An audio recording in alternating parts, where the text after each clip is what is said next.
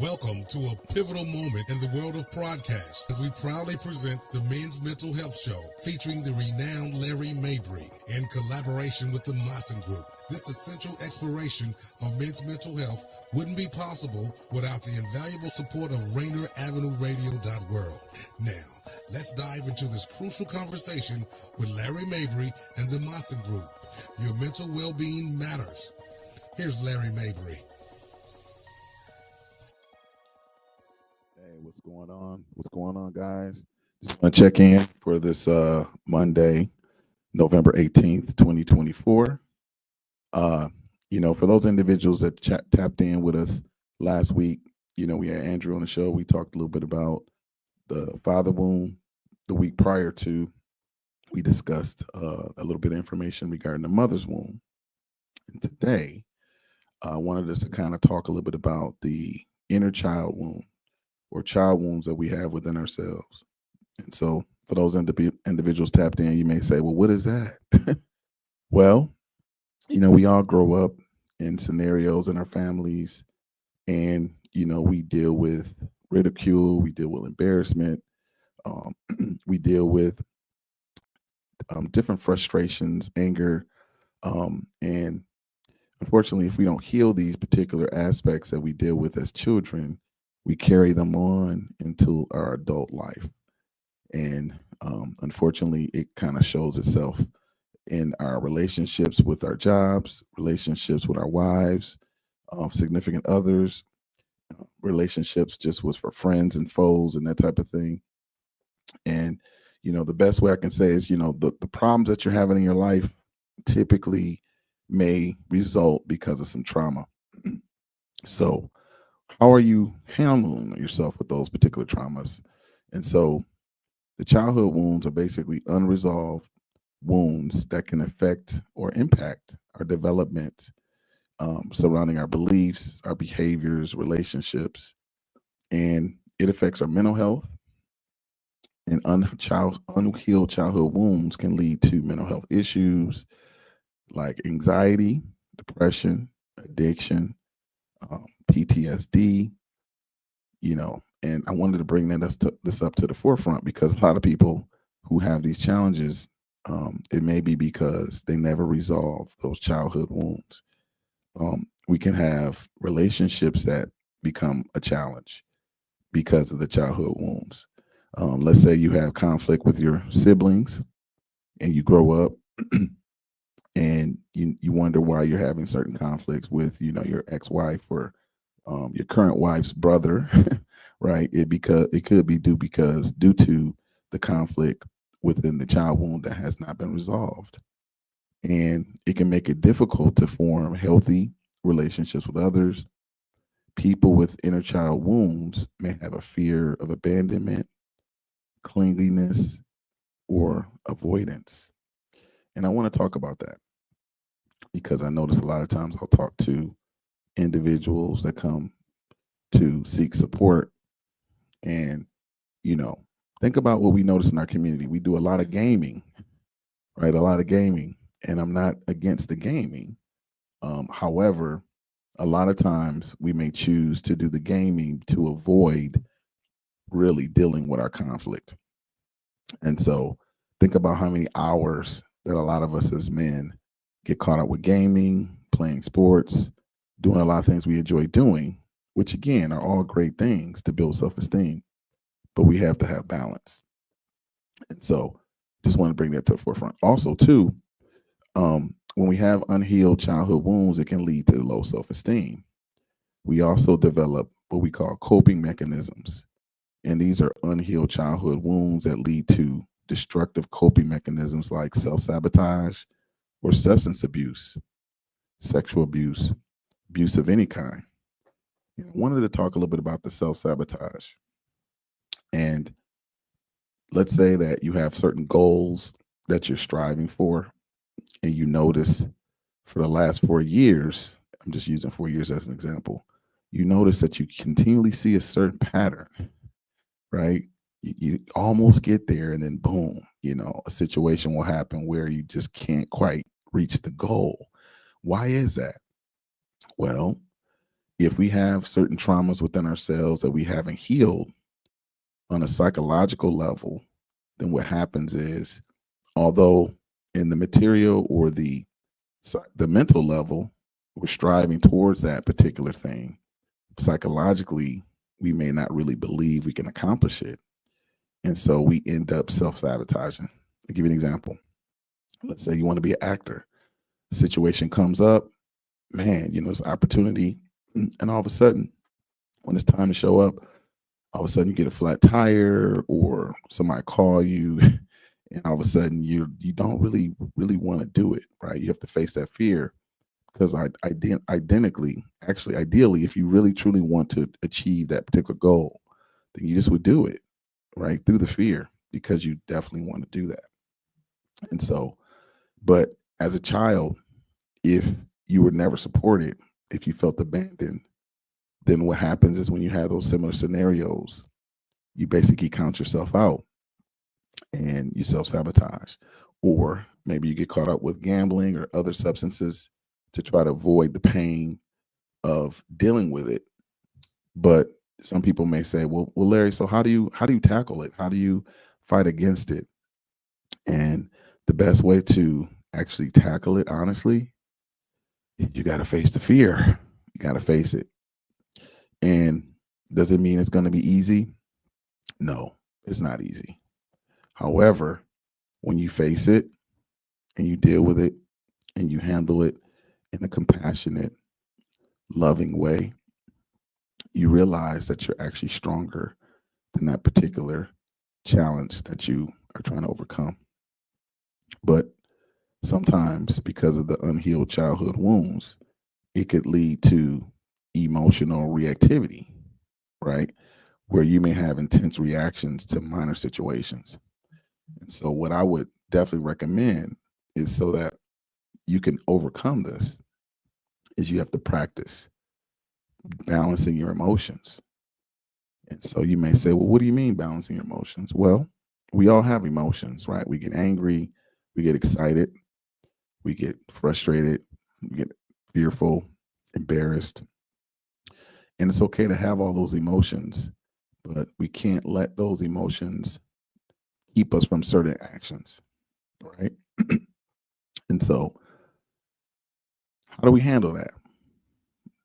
I personally would recommend that we have a certain daily practice because emotions are going to happen the rest of our lives. We can't really avoid it, right? And so a daily practice, it could be meditation, it could be journal writing, it could be having someone to talk to help you deal with those particular emotions, right? Because sometimes if you talk to like a loved one and you guys are going through a particular challenge, they may trigger your emotions, you may trigger their emotions. And so you're not really in the space where you can kind of work through it. So I'd recommend communicating to a neutral party and focusing on one at a time and really working through challenges, right? But you have to be honest with yourself. And I think that's a challenge as well, because when you avoid things for so long, you're not really being honest with yourself. You don't see certain scenarios, right? So ask yourself, okay, so when I have this challenge, am I avoiding it? Am I taking a long trip rather than just hitting it head on? Ask yourself, why is that? What am I really afraid of? Right. And I think I shared with you guys when I first started the show, that particular client kind of reached out to me and said, hey, you know what? You should pretty much come on the show and talk. And it took me some time because I really didn't want to come on the show. So by my own action, I had to kind of face my fear, because I'm like, oh, what do people think about it? Will I have something to say? And I just had to face it, right? Was it easy? No. Sometimes, even now, like struggling with my voice as far as getting through a cold, but I wanted to make sure I honor my commitment and still communicate it to you guys. And so you have to kind of face those things, but you notice as you face them, you become stronger. You kind of build into the inner child wound a little bit more. And you have to also identify your needs. What does that mean? Well, Consider what self-care or community care type needs that you need to honor your needs. So, for example, let's say that you notice that you might need to go for walks. You may need to play a little bit more, right? When you're a little kid, you notice you played more, and as you got older, you weren't really playing as much. Why is that? Right? Do we focus more on, oh, I got to pay the bills, I got to make the money?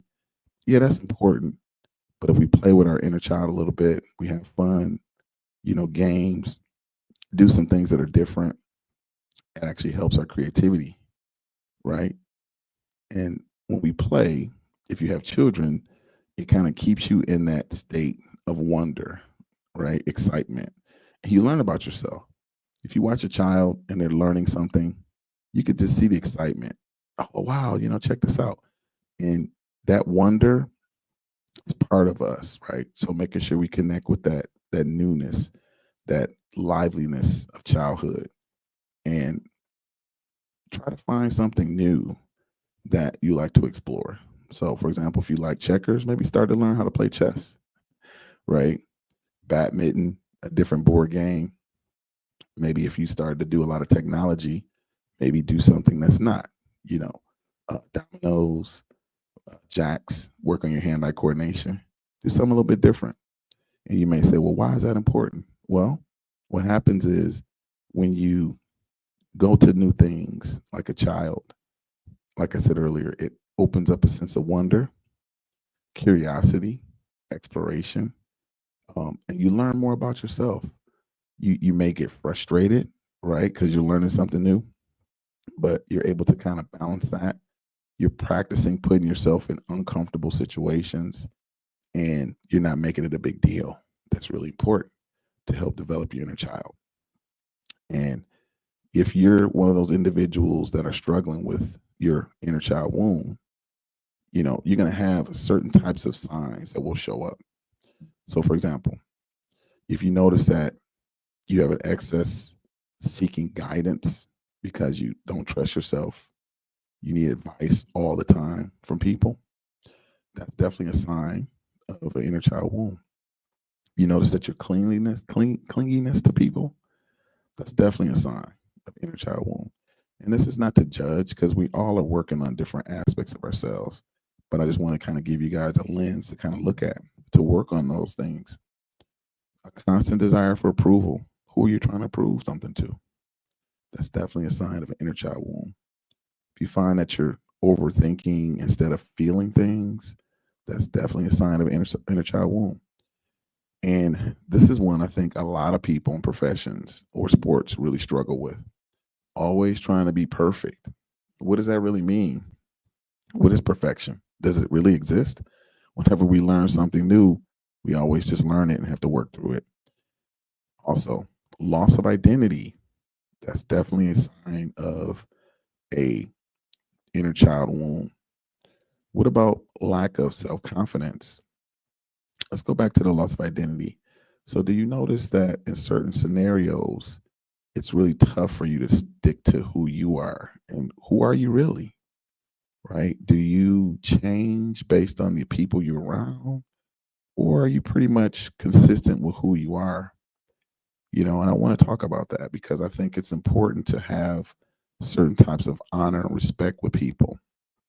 But when you're really, really confident with who you are, you really don't change who you are, right? If Buddha were to come in here right now, I mean, he would still be himself, right? And so when you really know who you are, peer pressure things outside of you don't really determine how you act, right? And also, too, excessive feelings of responsibility. So if you find that you're doing a lot of things for other people, that shows that you need to work on some inner child work. And again, this is not to judge anyone. This is just to kind of give people perspective because maybe this is new information. Maybe you didn't realize this. And you may say, well, okay, Larry, well, how do I work on this? Right. And so the first thing I would do is acknowledge, man, okay, I'm realizing, a lot of what he's saying is making some sense. And so first step is connect with yourself. You may say, what does that look like? Well, what are you doing to honor yourself? right? When you get up in the morning, are you doing a positive affirmation? Are you having compassion? Are you working on being calm? Are you standing up for yourself? Do you find that when you're dealing with a conflict, someone just pretty much says something and you just say, okay, whatever, as opposed to really feeling something and standing up for yourself? Because if you don't stand up for yourself, then who else is going to stand up for you? So you have to show the individuals you deal with as well as the universe that you're worthy. And so, how do you feel about these particular qualities?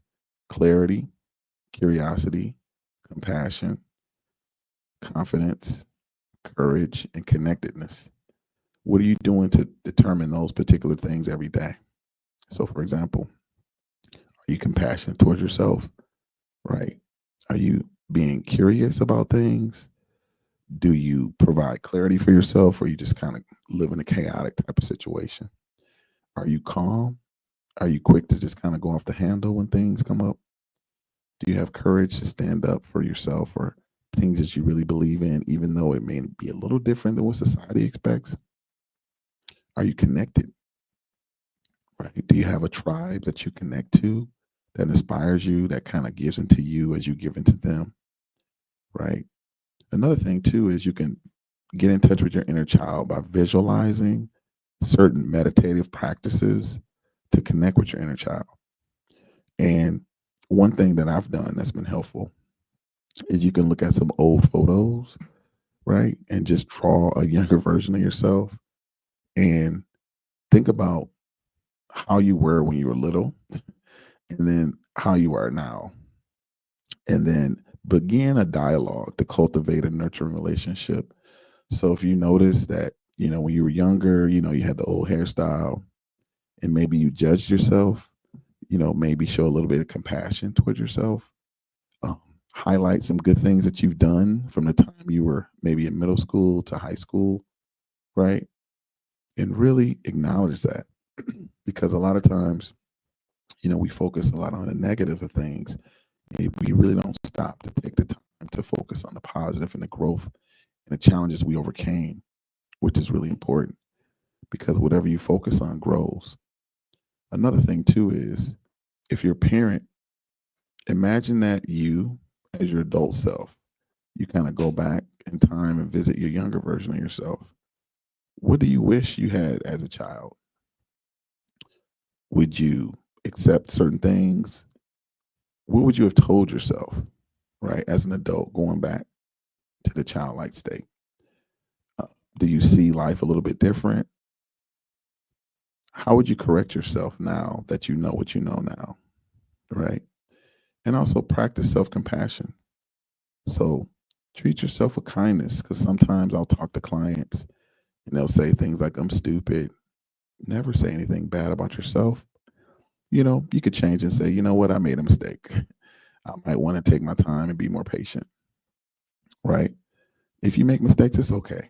You know, Give yourselves a little pat. It's okay to say, hey, you know what, I fell short, but be kind and empathetic towards yourself. Allowing room for mistakes and emotional fluctuations, that's going to be really important.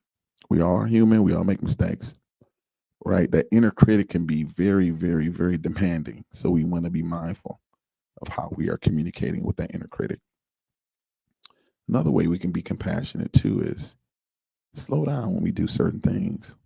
If you have a friend and they reach out to you and they need help, you know, they will say, hey, I need a few minutes of your time. You would sit down, you would take your time, you wouldn't be on your phone. You really listen to what they're saying. You may sit close to them. Think about in those situations when you really care about somebody, how much you're present and you're really adamant about assisting them. Well, you got to do that to yourself, right? And so I would advise like a journal, maybe write down, for example, like today, name 3 things that you did really well today and really hype yourself up. What are you proud of? And if you have those things that you're not so proud of, what I would do is call those 3 challenges, right? 3 challenges.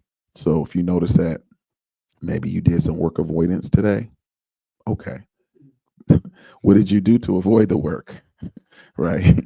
Um, did you like, was it, 'cause sometimes it could be a beneficial thing because sometimes you could be overloaded with something and you just might need a mental break, right? And then you kind of get back and assess yourself. Okay, what do I need to do a little bit better moving forward? Right. Another thing too, as men, this is really powerful, is we have to allow ourselves to feel things. 'Cause I think as logical men, a lot of times we want to think things through, but it's important to really feel certain things, right?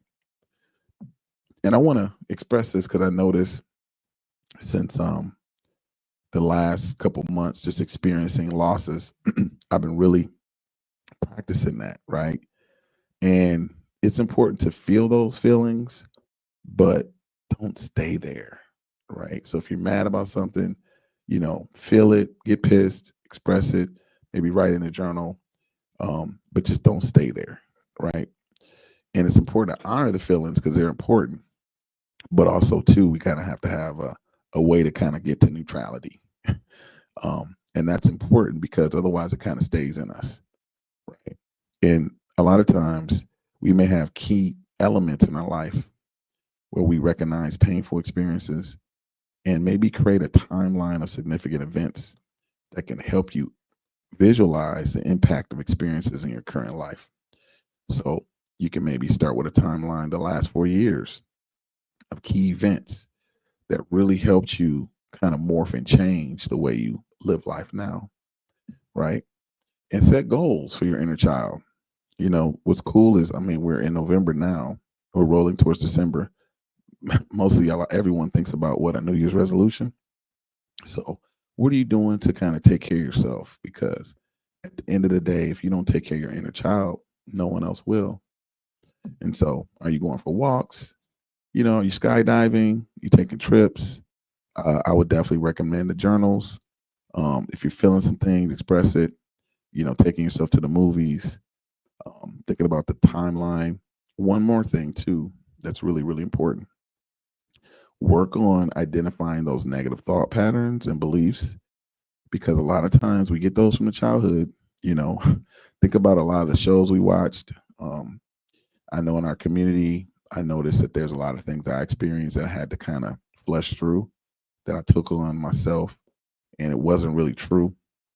A lot of times, you listen to these commercials, and in these commercials, what they typically do is they want to get you to buy certain things, right? And because they want you to buy certain things, they may say certain things to you that's very negative, right? Discourage you, right? For example, let's say they want you to buy a certain car, and they say, you need to be stronger, faster, quicker. So you need this X amount of car, right? Well, if you listen to that for a period of time, then you start to think that, oh man, I need this car to achieve my goals or whatever. But at the end of the day, all you need is yourself, right? You don't need a car. You don't need anything outside of yourself. You don't need a bigger house. You don't need bigger muscles. I mean, all those things are great. But the question is, how do you feel about yourself in the moment? What are you doing to take care of yourself now, right? As a child, when you come into the world, we come in here screaming. We're perfect the way we are, right? And sometimes we look around us and we forget and we start saying, "Oh, that looks cool. I want the best shoes, or I want the best suit, or I want the best car, this and that." We kind of get outside ourselves and we forget what's really important, and we don't take care of our emotional needs. And so, I would definitely advise you to do that. And sometimes, you need someone to talk to, so you can reach out to a professional like myself, um, to kind of help guide you through some definite words, or helping you express yourself in a safe environment, because maybe the environment you come from is not really safe, or people aren't really supportive to help you through that. Okay. So I'm curious to see if you guys can reach out to us and kind of let us know what you think. Um, Go ahead and shout us out. Help me understand if this was beneficial to you. Do you feel like what we discussed today was really beneficial? Was it important as we kind of get close to the end of the year to talk about the childhood wounds? Was there something I mentioned that was beneficial to you? Or would you like to kind of chime in and let us know what are some things that you're working on for yourself? Okay, cool. All right. So as we kind of wrap up here, make sure you guys reach out from 6 o'clock to 7 o'clock to check out our next show, Better Together and Living Powerfully with Dr. Tracy Harrell. Make sure you guys show some love to her. Again, at 6 o'clock to 7 o'clock, Better Together and Living Powerfully, from 6 to 7. Make sure you guys show her some love. And again, reach out to us and let us know, what are we doing? I appreciate those individuals that's been chiming in and kind of letting us know what are some things you want to hear next week. So like I said, the week before we did the mother wound.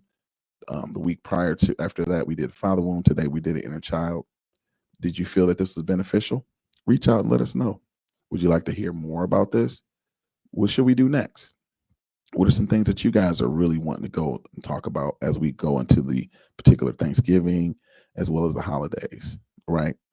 Because I know a lot of times people need a lot of support because we're dealing with family, right? And family sometimes can be a little bit challenging. It's beautiful, but it can also be challenging as well. And so how do we work through that? How do we navigate through that, right? Because we have a lot of boundaries that we need to kind of work through, right? And so how do we navigate through that successfully to make sure that we're balanced, but also honoring kind of our commitments within our family, right? Okay, cool. All right, guys. So again, want to say, make sure you guys shout out to our friend Better Together, Living Powerfully with Dr. Tracy Harrell from 6 to 7. I appreciate those individuals that kind of showed us some love today. I'm looking forward to hearing from you guys next week. And without further ado, peace.